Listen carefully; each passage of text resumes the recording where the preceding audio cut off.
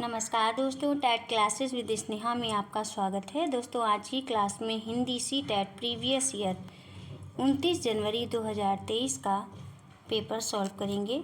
आइए दोस्तों क्लास शुरू करते हैं।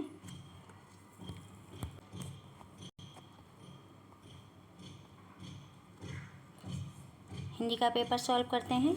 गद्यांश है। नीचे दिए गए गद्यांश को ध्यानपूर्वक पढ़िए तथा पूछे गए प्रश्न के लिए सबसे उपयुक्त विकल्प का चयन कीजिए। यदि आप किसी अवगुण को दूर करना चाहते हैं तो उससे दूर रहने के लिए दृढ़ संकल्प करना छोड़िए, क्योंकि जब आप उससे दूर दूर रहने की कसम खाते हैं तब भी आप उसी का चिंतन करते हैं। संसार में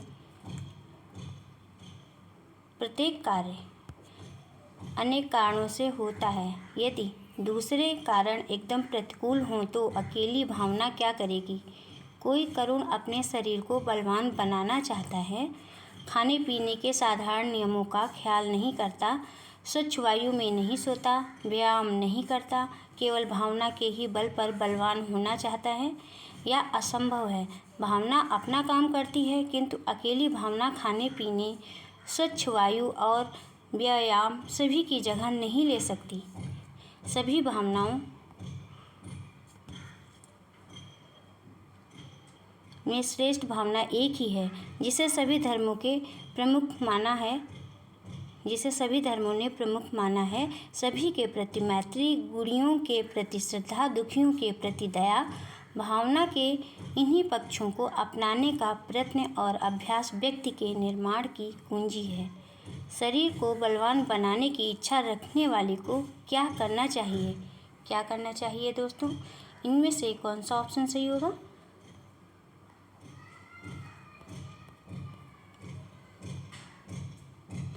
इस क्वेश्चन का सी ऑप्शन सही हो जाएगा। अच्छी जीवन शैली का अभ्यास।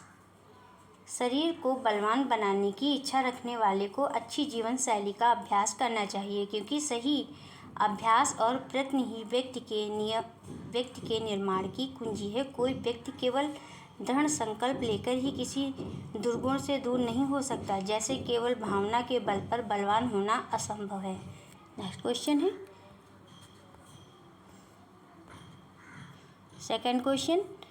सभी भावनाओं में श्रेष्ठ भावना कौन सी नहीं है? कौन सी नहीं है दोस्तों?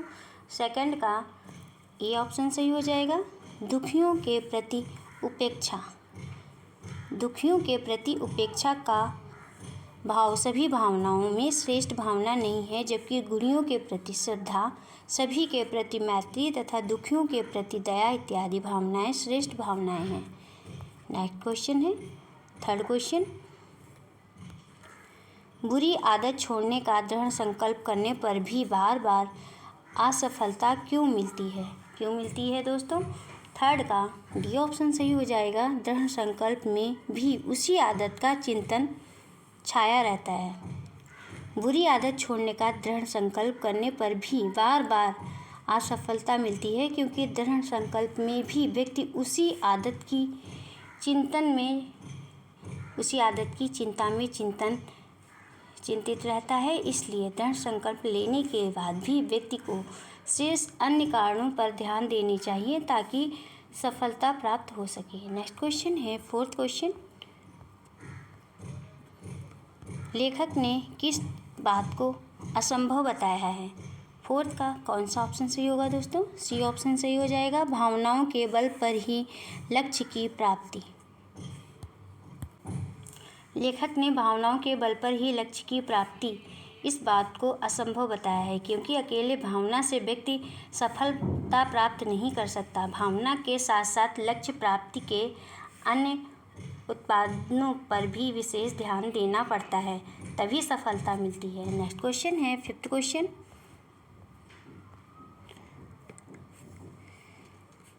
व्यक्ति के निर्माण की कुंजी किसमें निहित है? किसमें निहित है दोस्तों? फिफ्थ का कौन सा ऑप्शन सही होगा? बी ऑप्शन सही हो जाएगा। भावनाओं के श्रेष्ठ पक्षों को अपनाने में। व्यक्ति के निर्माण की कुंजी भावनाओं के श्रेष्ठ पक्षों को अपनाने में निहित है। सभी के प्रति मैत्री, गुणियों के प्रति सम्मान, दुखियों के प्रति दया आदि श्रेष्ठ भावनाएं व्यक्ति के निर्माण की कुंजी हैं। नेक्स्ट क्वेश्चन है 6th क्वेश्चन। तभी आप उसी का चिंतन करते हैं वाक्य से अभिप्राय है। क्या अभिप्राय है दोस्तों? 6 का कौन सा ऑप्शन सही होगा? 6 का ए ऑप्शन सही हो जाएगा। उसी बात के बारे में सतत विचार करना। जब भी आप उसी का चिंतन करते हैं वाक्य से अभिप्राय है उसी बात के बारे में सतत विचार करना। व्यक्ति जब अवगुण से दूर रहने का दृढ़ संकल्प करता है तो भी बार बार उस अवगुण के बारे में सोचता है। इसलिए उस अवगुण से दूर रहने के लिए दृढ़ संकल्प करना छोड़ देना चाहिए। नेक्स्ट क्वेश्चन है 7th क्वेश्चन।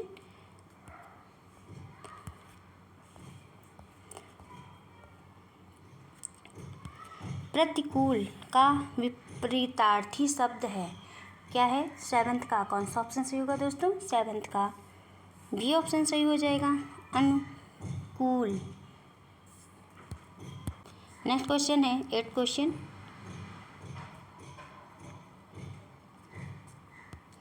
अवगुण में कौन सा उपसर्ग प्रयुक्त हुआ है? 8 का कौन सा ऑप्शन सही होगा दोस्तों? 8 का सी ऑप्शन सही हो जाएगा, अव। अवगुण में अव उपसर्ग प्रयोग हुआ है। अव उपसर्ग के निर्मित शब्द इस प्रकार से हो सकते हैं जैसे कि अवकाश, अवगत, अवज्ञा, अवनति जैसे शब्द।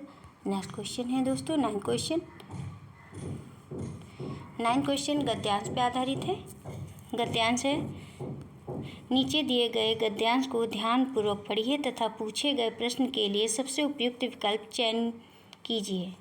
विकल्प का चयन कीजिए दोस्तों। अधिकांश देशों में शिक्षा की आधुनिक राष्ट्रीय प्रणाली सैद्धांतिक और कागजी स्तर पर बच्चों के बौद्धिक विकास के लिए प्रतिबद्ध होती है, लेकिन व्यवहार में स्कूली शिक्षा विरले ही ऐसे मौके और बौद्धिक साधन देती है जिससे बच्चे अपने सामाजिकृत अनंतता पर विचार कर पाएँ। साधारणतः शिक्षा की ये प्रणालियाँ बच्चों की चिंतनपरक क्षमताएं विकसित करने की बजाय उनमें वफादार नागरिक के लक्षणों को परिष्कृत करने में लगी रहती है। जहाँ तक अतीत की पढ़ाई से संबंध है, विभिन्न शिक्षा प्रणालियाँ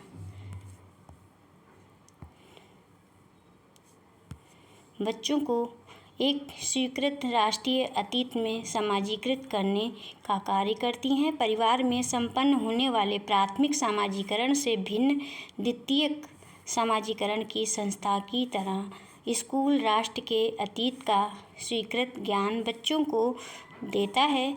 किसी भी देश में प्रचलित परिस्थितियों के अनुसार यह भूमिकाएं कानून के पालन से लेकर युद्ध के समय देश के लिए लड़ मरने तक की हो सकती हैं। शिक्षा प्रणालियों को किस बात के प्रति प्रतिबद्ध होना चाहिए?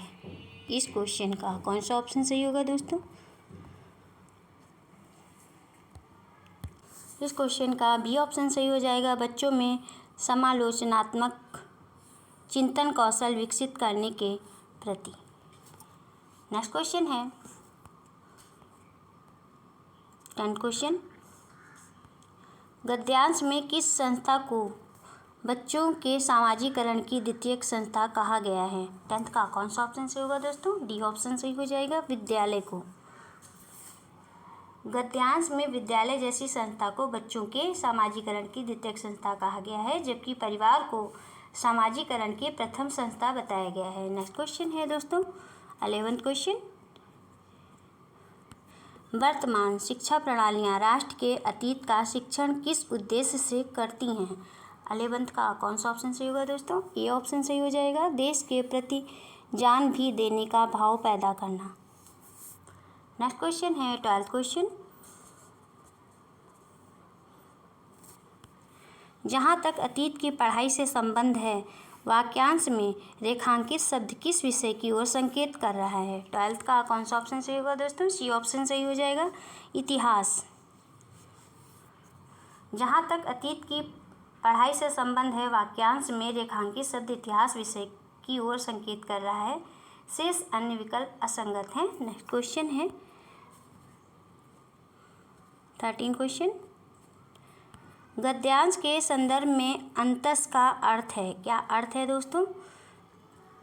13 का ए ऑप्शन सही हो जाएगा, आंतरिक चेतना।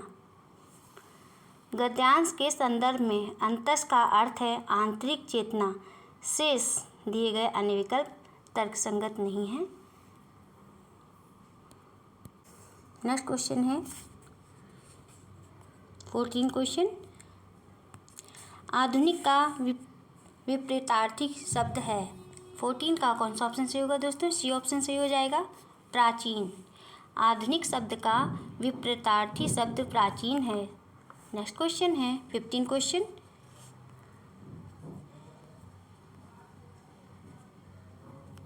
राष्ट्रीय में प्रत्यय है।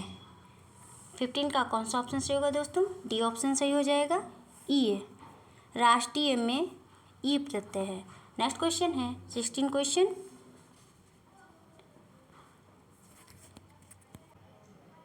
क्वेश्चन है षष्ठ की कक्षा में एक विद्यार्थी अपने मित्र से अपने स्वप्न के बारे में कहती है और उसकी मित्र उसके प्रश्न का उत्तर देती है। षष्ठी किस युक्ति का प्रयोग कर रही है? कौन सा ऑप्शन सही होगा इस क्वेश्चन का दोस्तों? बी ऑप्शन सही हो जाएगा, साक्षात्कार। नेक्स्ट क्वेश्चन है 18 क्वेश्चन।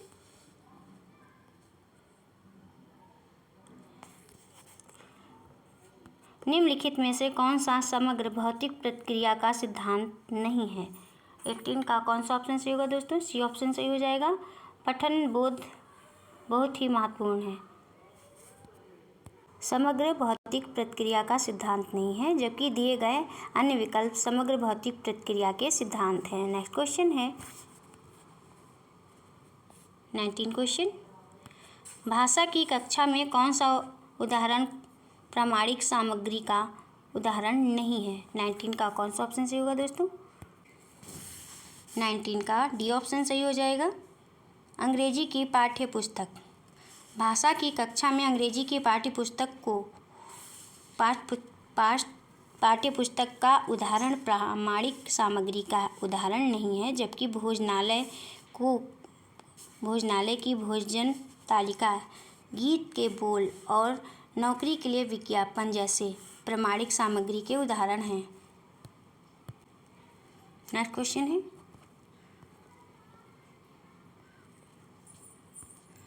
मनु भाषा की नई अध्यापिका है, उसे किस पर ध्यान केंद्रित नहीं करना चाहिए? 20 का कौन सा ऑप्शन सही होगा दोस्तों? डी ऑप्शन सही हो जाएगा, विद्यार्थियों को शब्द संपदा कंठस्थ करने के लिए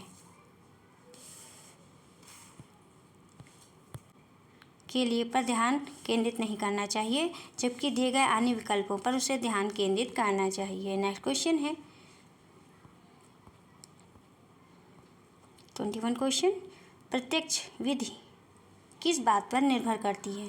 21 का कौन सा ऑप्शन सही होगा दोस्तों? सी ऑप्शन सही हो जाएगा, आगमनात्मक तरीके से व्याकरण पढ़ाना। नेक्स्ट क्वेश्चन है 22 क्वेश्चन। भाषा अधिगम में चुनौतीपूर्ण अवधि कौन सी है दोस्तों? 22 का बी ऑप्शन सही हो जाएगा, बच्चे के जीवन का वह काल जब भाषाएं किसी भी अन्य समय की अपेक्षा अधिक सहजता से सीखी जाती हैं। नेक्स्ट क्वेश्चन है 23 क्वेश्चन।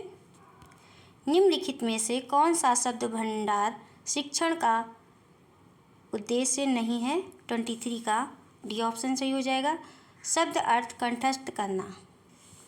निम्नलिखित में से शब्द अर्थ कंठस्थ करना शब्द भंडार शिक्षण का उद्देश्य नहीं है, जबकि विभिन्न संदर्भों में शब्दों के प्रयोग की योग्यता हासिल करना, संदर्भ से शब्दों के अर्थ समझना और शब्दकोश का प्रयोग करना जैसे शब्द भंडार शिक्षण के उद्देश्य हैं।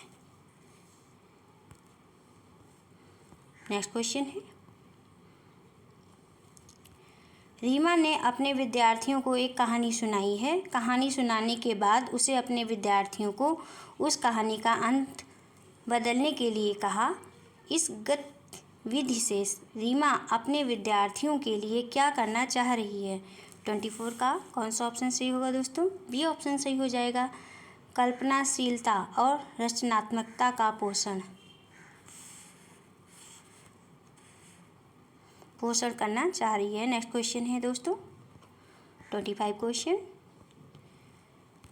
सुजाति चाहती है कि उसके विद्यार्थी शब्दों की सही वर्तनी लिखें। उसे अपने विद्यार्थियों की कैसे मदद करनी चाहिए? 25 का कौन सा ऑप्शन सही होगा दोस्तों? ए ऑप्शन सही हो जाएगा। शब्दों का सही उच्चारण।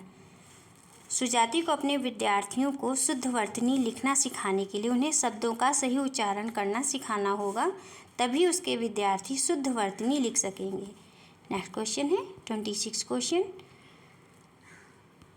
अंशु कक्षा 8 में पढ़ाती है और अपने विद्यार्थियों के शब्द भंडार में वृद्धि करना चाहती है। शब्द भंडार में वृद्धि का सर्वोत्तम तरीका क्या है? क्या है दोस्तों? 26 का कौन सा ऑप्शन सही होगा? ये ऑप्शन सही हो जाएगा, पठन। अंशु पठन के द्वारा बच्चों के शब्द भंडार में वृद्धि कर सकती है। नेक्स्ट क्वेश्चन है 27 क्वेश्चन। गीता की कक्षा के अधिकतर बच्चे अप्रवासी हैं। वे पहली बार अंग्रेजी सीख रहे हैं। गीता उनके घर की भाषा का प्रयोग करती है और साथ ही धीरे धीरे अंग्रेजी के शब्दों का प्रयोग शुरू करती है और अंग्रेजी में निर्देश देती है। गीता अपनी कक्षा में किसका संवर्धन कर रही है? 27 का कौन सा ऑप्शन सही होगा दोस्तों? ए ऑप्शन सही हो जाएगा, दिए भाषावाद। गीता अपनी कक्षा में दिए भाषावाद का संवर्धन कर रही है। नेक्स्ट क्वेश्चन है 28 क्वेश्चन। निम्नलिखित में से कौन सी विशेषता भाषा अधिगम के संप्रेक्षणात्मक उपागम की विशेषता नहीं है? 28 का कौन सा ऑप्शन सही होगा दोस्तों? सी ऑप्शन सही हो जाएगा। भाषा प्रयोग की प्रयोगता पर ध्यान नहीं देते हैं। भाषा अधिगम के संप्रेक्षणात्मक उपागम की विशेषता नहीं है, जबकि अन्य सभी भाषा अधिगम के संप्रेक्षणात्मक उपागम की विशेषता है। नेक्स्ट क्वेश्चन है 29 क्वेश्चन। निम्नलिखित में से कौन सी विशेषता व्याकरण अनुवाद विधि की विशेषता नहीं है? 29 का सी ऑप्शन सही हो जाएगा दोस्तों। भाषा अधिगम का तात्पर्य शब्दों का अधिगम है। नेक्स्ट क्वेश्चन है 30 क्वेश्चन। मिनी चाहती है कि उसके विद्यार्थी अपनी पठन सामग्री का सारांश जान लें। उसे किस पठन सामग्री का प्रयोग नहीं करना चाहिए? 30 का कौन सा ऑप्शन सही होगा दोस्तों? डी ऑप्शन सही हो जाएगा, शब्दकोश। मिनी चाहती है कि उसके विद्यार्थी अपनी पठन सामग्री का सारांश जान लें। उसे इसके संदर्भ में शब्दकोश पठन सामग्री का प्रयोग नहीं करना चाहिए। बस दोस्तों, आज की क्लास में इतना ही। दोस्तों, यदि आपको क्लास अच्छी लगी हो तो वीडियो को सब्सक्राइब करिए, लाइक करिए और शेयर करिए और कमेंट्स करके बताइए कि क्लास कैसी रही। मिलते हैं नेक्स्ट क्लास में। Thank you for watching this video.